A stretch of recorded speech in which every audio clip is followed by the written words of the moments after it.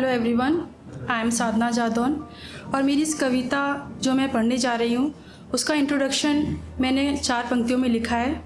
तो वो 4 पंक्तियाँ हैं कि मेरी माँ का पल्लू नहीं है। मेरी माँ का पल्लू नहीं है क्योंकि वो साड़ी नहीं पहनती, ना वो सूट पहनती हैं, ना उनके आने जाने से चूड़ियों की खनखन और पायलों की छन छन सुनाई देती है, क्योंकि मेरी माँ कुछ अलग है। क्योंकि मेरी माँ कुछ अलग है। तो अब मैं कविता शुरू कर रही हूँ। सख्त व्यवहार का नर्म हो जाना मैंने देखा है। सख्त व्यवहार का नर्म हो जाना मैंने देखा है। अपने गुस्से को पी जाना मैंने देखा है। देखा है मेरी हर जिद आसानी से मान जाना और ना पूरी कर पाने पर अफसोस जताकर मुझे मनाना। मेरे पापा के बारे में ये लाइन। जैसे मेरे पापा का नेचर अभी है वैसे पहले नहीं था। पहले बहुत स्ट्रिक्ट थे, इतने स्ट्रिक्ट थे कि हम लोग कभी पास में जाकर बैठ के अपने दिल की बात भी नहीं कर पाते थे।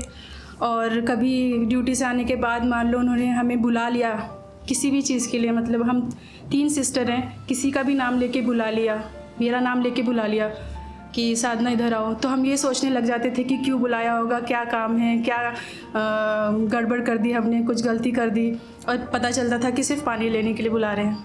तो ऐसा था, स्ट्रिक्ट थे। तो वो कैसे चेंज हो गए, क्यों चेंज हुए, वो सब मैंने इसमें लिखा है। इतना जल्दी तो समय भी नहीं बदलता, इतना जल्दी तो समय भी नहीं बदलता जितना जल्दी मैंने पापा को खुद बदलते देखा है।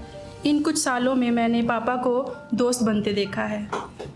इन कुछ सालों में मैंने पापा को दोस्त बनते देखा है।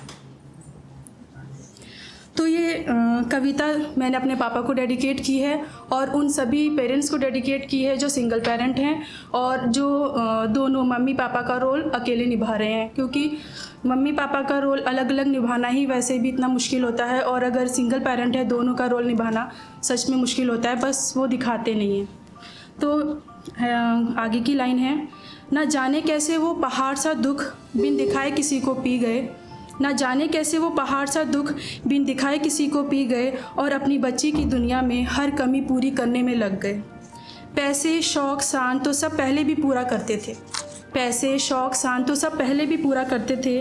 अब तो माँ जैसी ममता भी सीने में रखना सीख गए। वैसे भी दुनिया से लड़ जाया करते थे अपनी बच्चियों के खातिर। वैसे भी दुनिया से लड़ जाया करते थे अपनी बच्चियों के खातिर। अब तो भगवान से भी लड़ना सीख गए। होनी को अपनाकर माँ की कमी पूरा करने में लग गए। होनी को अपनाकर माँ की कमी पूरा करने में लग गए। मासी नरमाहट बोली में रखना सीख गए। मासी नरमाहट बोली में रखना सीख गए। मेरे पापा माँ बनना सीख गए।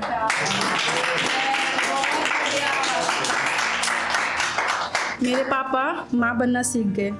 कुदरत का फैसला भी ना आ सका मेरे भविष्य के आगे।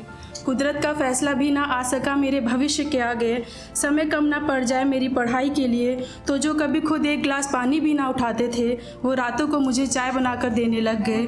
और मेरे कपड़े चुपके चुपके धोकर सुखाने लगे। मेरे कपड़े चुपके चुपके धोकर सुखाने लगे। अपने हर नखरे अपनी हर आशाएं किनारे रख हर हाल में खुश रहने लगे। वो ज़िंदगी जीने के मायने समझाने लगे। अपनी खुशी अपनी इच्छा रखना हर दम आगे। हमें बोलते हैं कि अपनी खुशी अपनी इच्छा रखना हर दम आगे। ये सीख हम सबको देने लगे।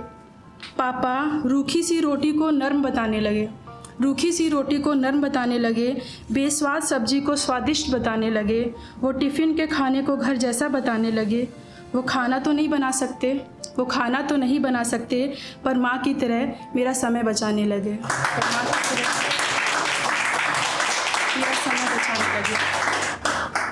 मेरे पापा अचानक माँ बनने लगे। वो माँ ने जो सपने देखे थे मेरे लिए, उनके त्याग उनकी एकमात्र इच्छा को हर समय याद दिलाने लगे।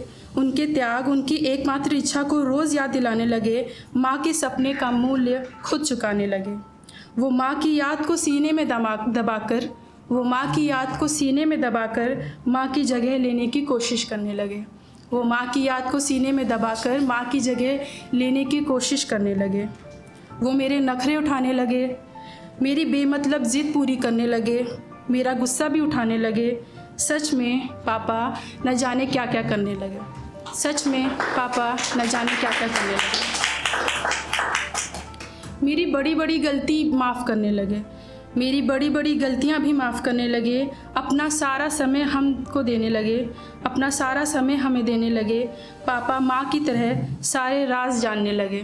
पापा माँ की तरह हमारे सारे राज जानने लगे। पापा माँ की तरह प्यार करने लगे। पापा माँ की तरह दुलार करने लगे। पापा माँ की तरह प्यार करने लगे। पापा माँ की तरह दुलार करने लगे।